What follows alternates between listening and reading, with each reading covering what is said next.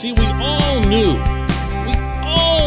that Evgeni Malkin's replacement to open this NHL season was going to be Evan Rodrigues. Good morning to you. Good Thursday morning. I'm Dejan Kovacevic of DK Pittsburgh Sports.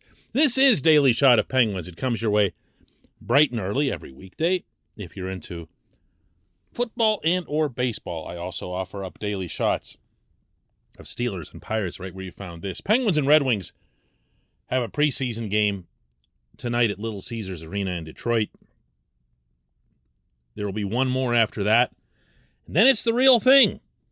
Tuesday night in Tampa, cup banner raising, the whole deal.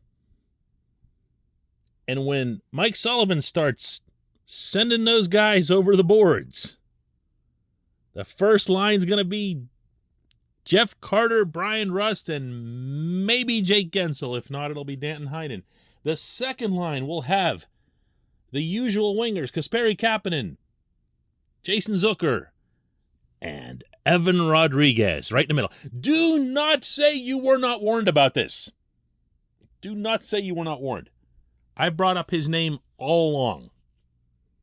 Not because I or anyone, including Evan himself, would equate him to Gino in any form. It's always been about the broader picture. I've talked about this quite a bit this week, but now we're starting to see it really solidify. Evan Rodrigues was centering that line again yesterday in practice in Cranberry. He did it this past Sunday in the kids' game against the Wings. This is where he's going to end up. I've said all along that Radim Zohorna was going to get a look, but he would have had to blow people away with fundamentals, with puck possession smarts. He didn't do that. He scored goals. I think everybody knows he can score goals. He's created offense. And there are going to be situations where that's going to be needed. Like, when you're behind in the third period. But for the purposes of winning the game, for the purposes of a 60-minute plan, this head coach, with this mindset that he's always applied, was always going to go with defense down the middle. And now look at what is starting to take form. Jeff Carter is Jeff Carter. I wouldn't call him a defensive center. He's obviously, good in his own end and sound and everything else here. Jeff Carter's on the first line because he's Jeff Carter. But after that, it's Rodrigues on the second line, Teddy Bluger on the third, and my bet for centering the fourth line is Brian Boyle. I believe he's going to make the team. I believe that the other players who've been making something of an impression, including the younger guys like Drew O'Connor and so forth, they're going to get kind of thrown into slash roles on the fourth line. Like, let's see who's playing the hottest right now, who's showing us the most. But they'll work their way around Boyle and probably, honestly, not get a whole lot of ice time. And on top of that, you're going to see some decisions made entirely based on PK. Defense down the middle. That's what this head coach wants to see. This head coach would be ecstatic with going through the state of Florida against those two teams to open the season and coming away with a couple of hard-earned points. If that means winning 2-1, going to overtime or shootout and getting a point that way, whatever it is, he's not going to be looking for style. He's not going to be looking for pizzazz. That's why Evan Rodrigues is going to take Gino's spot. This portion of Daily Shot of Penguins is brought to you by the good people at the Greater Pittsburgh Community Food Bank, where they're committed to providing food for all of our neighbors in need, and they in turn need your help. For every dollar that you contribute, they can convert that into 5 full meals that get produced and distributed. $1 equals 5 meals. Go to pittsburghfoodbank.org to find out how you can make a difference as well.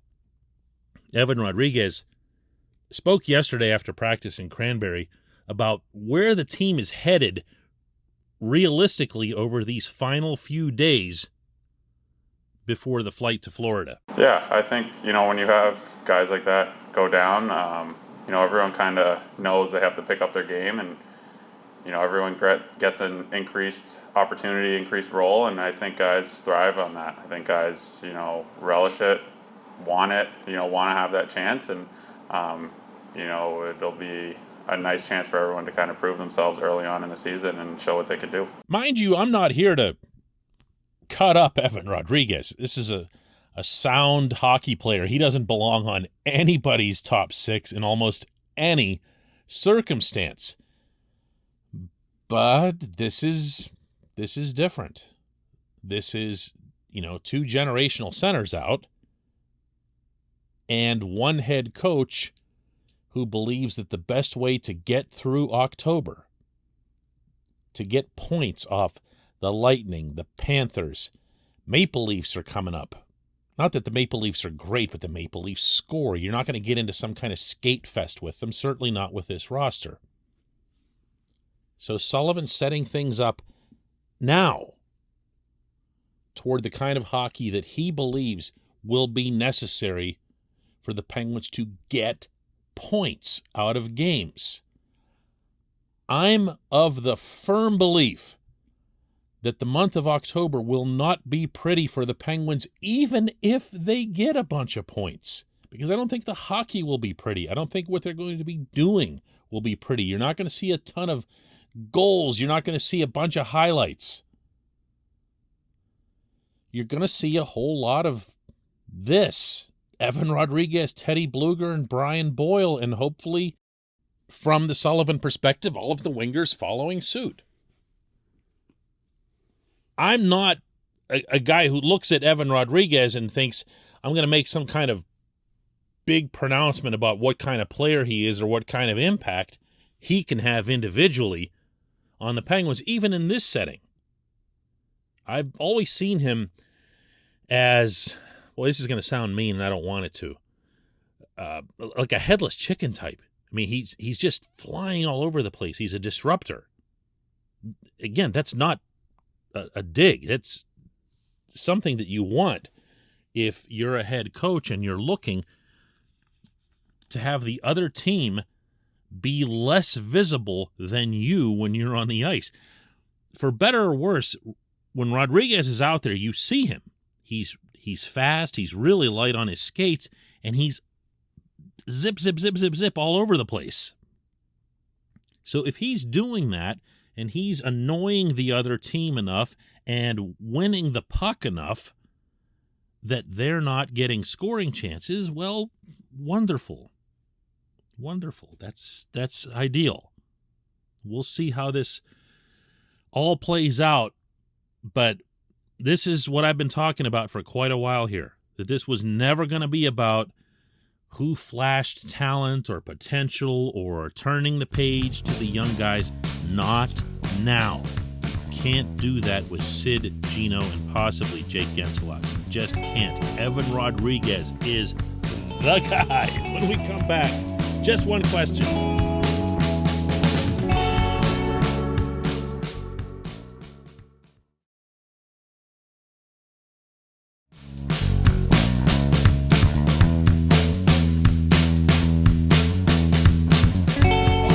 Time for just one question, and that's always brought to you on this program by Fubo TV. The monthly cost of cable is over $200. Fubo TV is just $65 a month to watch all the same channels, including AT&T Sportsnet Pittsburgh. And right now, for listening to this show, Fubo TV is offering our listeners a 7-day free trial and 15% off your first month.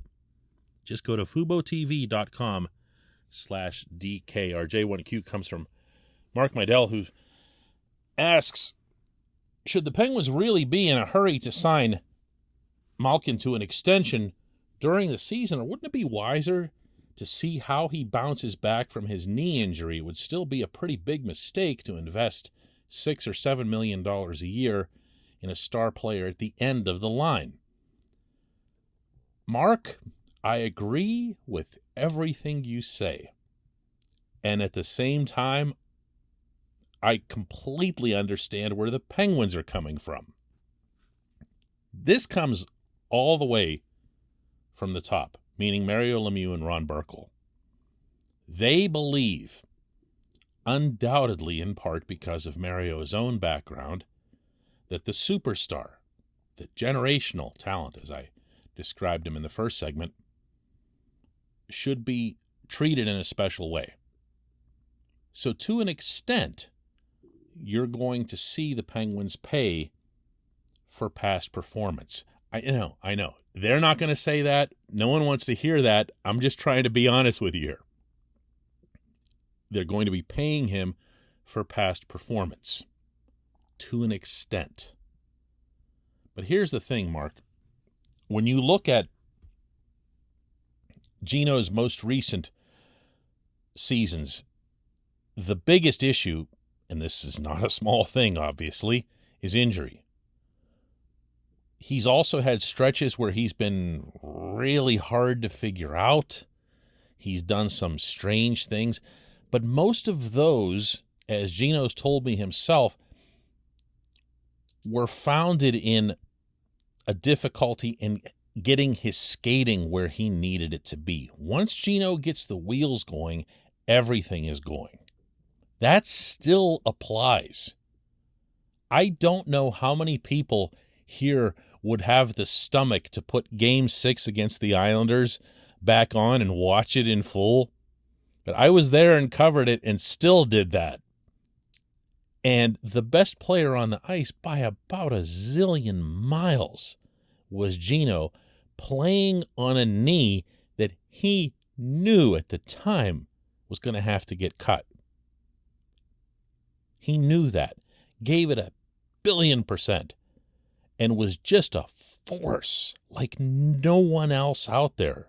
It was an amazing sight. He still has that. He has to get healthy.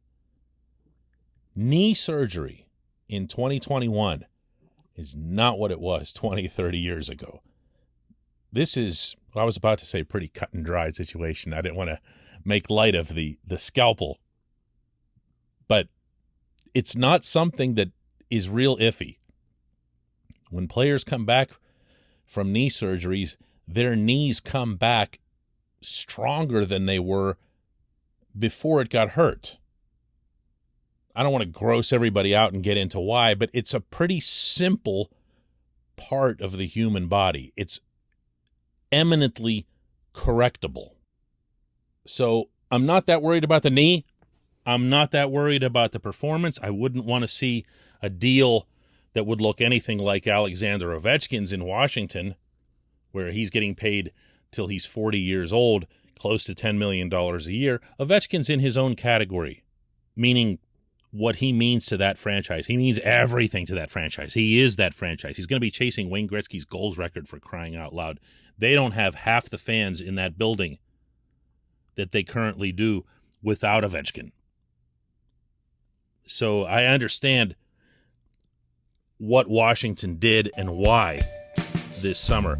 That's not going to apply to Gino. I think your price range that you cited, 6, 7, something like that, probably 6, will do just fine. I appreciate the question. I appreciate everybody listening to Daily Shot of Penguins. Let's do another one tomorrow.